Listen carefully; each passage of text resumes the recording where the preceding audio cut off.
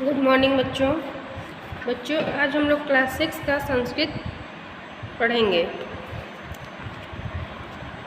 Page number 12 पाठ 3। ठीक है। जलमेव जीवनम मतलब क्या होता है? Water is life. तो जलमेव जीवनम मतलब जल ही जीवन है। ठीक है। एकदा एका नृपः आखेटाय सेवकै स वनमगच्छत्। क्या होता है कि एक बार एक राजा अपने सेवकों के साथ कहाँ गया? शिकार खेलने वन गया। मध्याह्न काले सह पिपासया व्याकुल अभवत्। फिर क्या होता है कि दोपहर को वह प्यास से क्या होता है? बेचैन हो गया। सहसेवकान अवदत् भो कुत्रचित् जलम अन्वेषयत्। फिर क्या होता है कि उसने सैनिकों से कहा, अरे कहीं पर जल का पता करो, कहीं पर जल का पता करो। सेवका तस्या देशेन इतस्ततः जलम अन्वेषयन्ति पर तेभ्य जलम न लभते। फिर क्या होता है? उसने अपने सेवक को आदेश दिया कि आप लोग जाओ जल लेके आओ, लेकिन उन्हें कहीं भी जल प्राप्त नहीं हुआ या फिर जल नहीं मिला। ते प्रत्यावर्तन्ते तदा राजा वदसि स्म यदि अस्मिन् काले कोऽपि महां वारि यच्छेत् तु तस्मै अर्धराज्यमपि यच्छेयम्। क्या होता है? यदि अस्मिन् काले कोऽपि महां वारि यच्छेत् तु तस्मै अर्धराज्यमपि यच्छेयम्। कि उसके फिर परंतु वहाँ जल नहीं मिलता है। फिर वे वापस लौट आए और क्या होता है कि राजा ने कहा, यदि इस समय मुझे कोई जल देता है तो मैं उसे आधा राज्य क्या कर दूंगा? दे दूंगा। तदा अकस्मात् कोऽपि ग्रामीण जलपूर्णेन घटेन स तस्मात् मार्गात् ग्रामं गच्छति स्म। नृपः तं पृच्छत् भद्र तव घटे किमसन्ति। फिर इसके बाद क्या होता है कि तभी अचानक कोई भी ग्रामीण जल से भरे घड़े के साथ उस मार्ग से गांव में जा रहा था। राजा ने पूछा, भले मानस, क्या आप यह तुम्हारे घड़े में क्या है? राजा उससे पूछे कि तुम्हारे घड़े में क्या है? स अवदत् महोदय इदं वारि अस्ति। फिर कहते हैं कि वह जो घड़ा लेके जा रहा था वह व्यक्ति बोला कि महोदय यह जल है। नृपः अपृच्छत् इदं वारि कुतः आनयसि। राजा उनसे पूछते हैं कि राजा ने पूछा कि यह जल कहाँ से लाए हो? स अवदत्। फिर वह बोला, समीपे एव लता कुंजे एकः कूपः अस्ति ततः इदं जलमानयामि। समीप में क्या होता है कि तब वो व्यक्ति बोला कि पास में ही लताओं बेलों के झुरमुट में एक क्या है? कुआं है, वहीं से यह जल लेके आ रहा हूँ। फिर नृपः अवदत् वयं सर्वे पिपासाकुला स्म यदि त्वम् अस्मान् वारि पायिष्यसि तु तुभ्यं पारितोषिकं दस्यामि। फिर राजा बोला, हम सब प्यास से बेचैन हैं, यदि तुम हमें जल पिलाते हो तो हम तुम्हें क्या करेंगे? इनाम देंगे।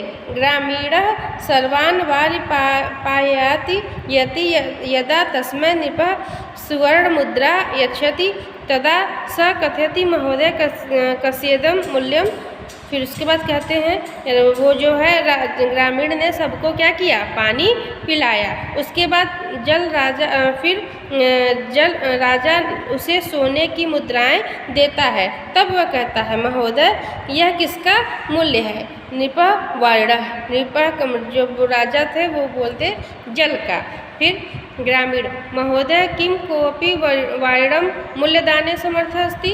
महोदय क्या कोई भी जल का मूल्य देने में समर्थ है। वो राजा से कहता है कि क्या कोई जल का मूल्य देने में समर्थ है। नृपः नैव नैव अर्धराज्येन किं पूर्णराज्येनापि वारिणं मूल्यदाने कोऽपि समर्थः न। सर्वस्tra प्रभुः विना मूल्यमेव अमूल्यवारि सर्वेभ्यः प्रयच्छति। परं भद्रपुरुषः स्वपरिश्रमस्य पारितोषिकं तु अधिगच्छ। फिर जब वो कहता है कि मतलब जल का कौन मूल्य दे सका है, तो फिर राजा कहते हैं, राजा क्या कहते हैं, सोचता नहीं आधे राज्य से तो क्या पूरा राज्य भी देकर कोई भी जल का मूल्य देने में समर्थ नहीं है। सृष्टि के रचयिता प्रभु बिना मूल्य के ही अमूल्य जल सभी को देते हैं, परंतु भले मानस आपने अपने परिश्रम का तो पुरस्कार ग्रहण कर लो। फिर वो राजा उनसे बोलता है। अब देखो ग्रामीण क्या बोलता है, अब हम लोग ये पढ़ेंगे। ग्रामीण क्या बोलता है, अमूल्यम वस्तु बिना मूल्यमेव प्रदस्यामि पिपासितेभ्यः वारिणः दानं सर्वेषां कर्तव्यमस्ति। अतः अहम पारितोषिकम नैव इच्छामि। वो फिर कहते हैं, जो ग्रामीण व्यक्ति है वो क्या कहता है, अब हम बताते हैं। फिर ग्रामीण कैसा परिश्रम, यदि ईश्वर बिना मूल्य के ही जल देता है तो जल का दान करने के लिए मैं पुरस्कार नहीं लेना चाहता हूँ। फिर राजा इसकी ये बात सुन के राजा क्या बोलते हैं, अब हम वो पढ़ेंगे।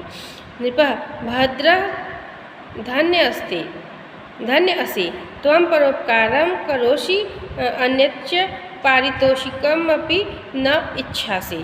फिर नृपः सेवका च ग्रामीणस्य औदार्यं पुनः पुनः प्रशंसन्ति। नृपः च वदति सौभाग्यात् वारिणः प्राप्ति अभवत्, अन्यथा जीवनमपि असम्भवम् आसीत्। वारिणः मूल्यदाने वयं समर्था, अमूल्यस्य वारिणं मूल्यदाने कोऽपि समर्थः नास्ति। अतः मूल्यवस्य वारिणः अपव्यस्य कदापि न करणीयं। वारिणी दूषितानि वस्तूनि फिर अपि मा क्षिपत, यत्न कुरुत यत् वारी सदा शुद्धम स्वच्छम त तिष्ठेत। फिर क्या होता है कि राजा कहते हैं कि भले मानस तुम धन्य हो, तुम परोपकार करते हो और फिर पुरस्कार भी नहीं लेना चाहते।